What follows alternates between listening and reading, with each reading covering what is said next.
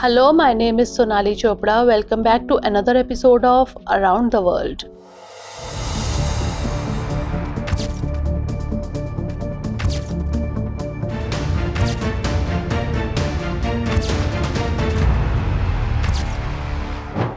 A country that has been grappling with an increasingly severe migration crisis over the past few years, coupled with ongoing economic decline and rising unemployment. Despite possessing some of the world's largest oil reserves, has attracted widespread concern. These persistent challenges have led experts and democratic institutions to label it as a failed state, reflecting the gravity of its political and economic instability. Currently, this country is facing a severe political crisis. Yes, we are talking about Venezuela, which has been experiencing tension and political instability since the recent presidential election. In such a situation, it is natural to ask, what are the main reasons for the tension and political instability in Venezuela? What has been the global response to this tension and what efforts are being made to reduce it? In today's episode, we will seek answers to these questions. Let's first understand the geographical situation of Venezuela. Venezuela is a country located on the South American continent with its capital in Caracas, where the Spanish language is spoken. The geographical situation of this country is significant because it shares borders with the Caribbean archipelago to the north, Guyana to the east, Brazil to the south, and Colombia to the west. Along with this, it has an approximately 2,800 km long coastline with the Caribbean Sea. Crude oil was discovered in Venezuela at the beginning of the 20th century, and today, this country is home to one of the world's largest known oil reserves. However, despite having oil reserves, Venezuela's economic situation is very weak.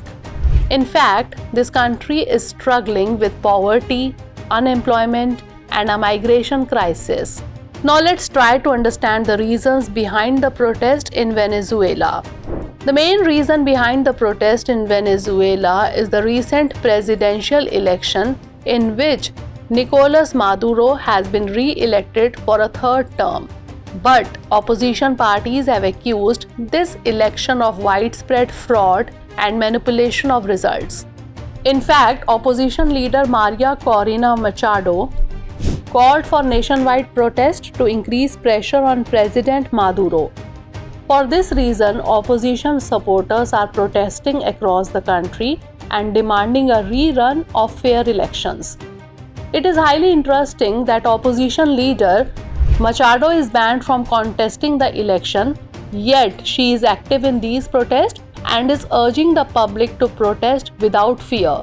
Meanwhile, Nicolas Maduro, who has been in power since 2013, is describing these protests as an attempt at a coup and is claiming that there is an American conspiracy behind it. Similarly, the then Prime Minister of Bangladesh, Sheikh Hasina, blamed the United States for the coup in Bangladesh. Here, it should be noted that one of the reasons for this crisis in Venezuela is that since the adoption of a new constitution in 1999, the ruling United Socialist Party has remained in power and the public believes that this government has failed on every front. Nevertheless, clashes have occurred between police and protesters during these protests, with many people being injured. It is noteworthy that similar protests are being held in major cities in other countries around the world, such as Australia, Spain, the United Kingdom, Canada, Colombia, Mexico, and Argentina. If we talk about the global reaction to these protests, the ongoing political crisis in Venezuela has also attracted international attention. The United States, European Union, and several Latin American countries have questioned the fairness of the elections and demanded that the Venezuelan government ensure transparency in the electoral process. The United Nations has also appealed to the Venezuelan government to respect democratic values and engage in dialogue with opposition parties. In fact, the country was already facing an economic crisis with severe shortages of food and medicine. Now, this new political crisis has made the situation even worse. Additionally, as insecurity grows, people are being forced to leave the country, leading to mass migration. The possibility of international mediation to resolve this electoral dispute is now increasing. Some countries have offered to mediate between the Venezuelan government and the opposition, but it remains to be seen whether the Venezuelan government and the opposition take any concrete steps in this direction. Without this, the restoration of stability and peace in Venezuela is not possible. The international community's role could also be crucial in resolving this crisis, but the ultimate solution lies in the hands of Venezuelan people and their leaders. If a proper solution is found to this dispute, the return of democracy and stability in Venezuela may be possible. So that's all in today's episode. See you in the next episode. But before that, let's note down a question based on today's story. Transparency and fairness in elections are essential in democratic countries. Discuss.